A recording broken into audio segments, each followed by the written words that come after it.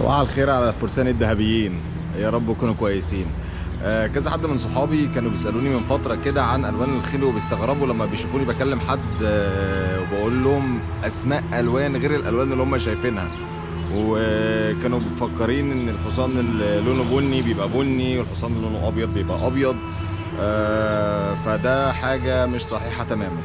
فأنا قلت نعمل الفيديو البسيط ده علشان نعلم الناس حتى ابسط الحاجات عن الخيل، لان هي حاجه جميله جدا وهي فتنه زي ما كل الناس وكل المربيين بيقولوا عليها.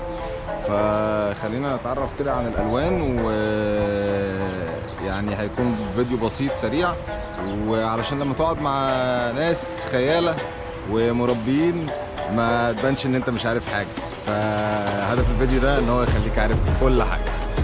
يلا بينا.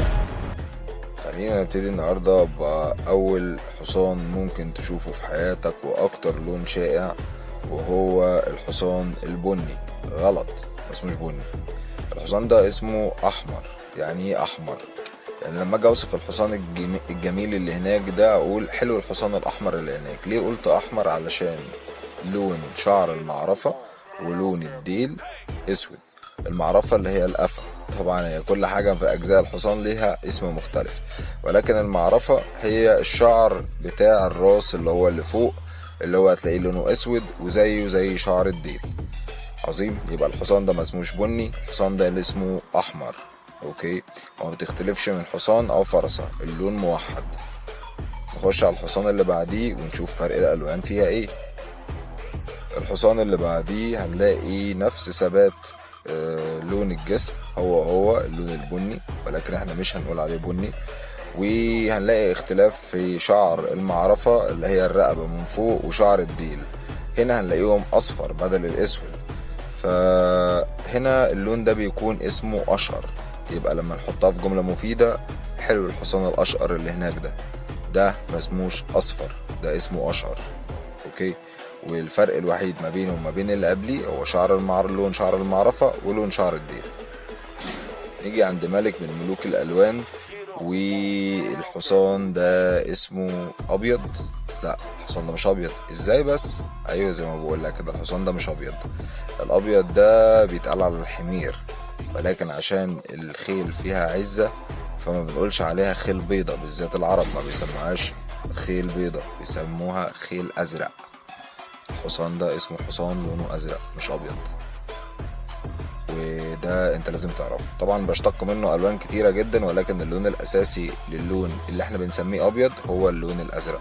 لما تشوف حصان لونه ابيض في الشارع ما اسموش حصان ابيض، اسمه حلو الحصان الازرق اللي هناك ده.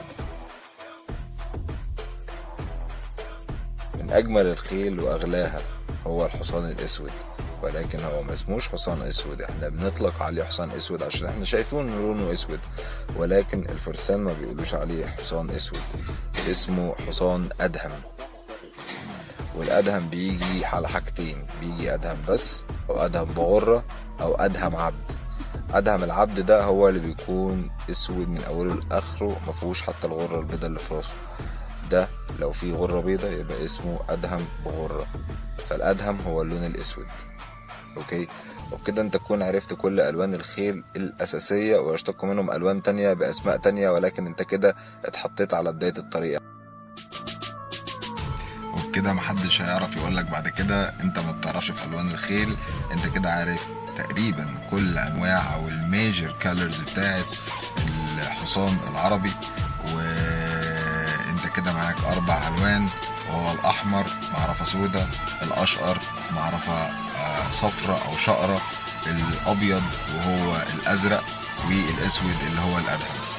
اوكي، انسى بقى قصة ان انت تقول لحد الحصان الابيض اللي هناك ده والاصفر اللي هناك والاسود اللي هناك. خلاص كده انت بقيت فارس، اتحطيت على اول الطريق. تابعنا في سلسلة الفيديوهات اللي جاية عشان تعرف اكتر عن الخيل لو كنت بتحبها. بيس.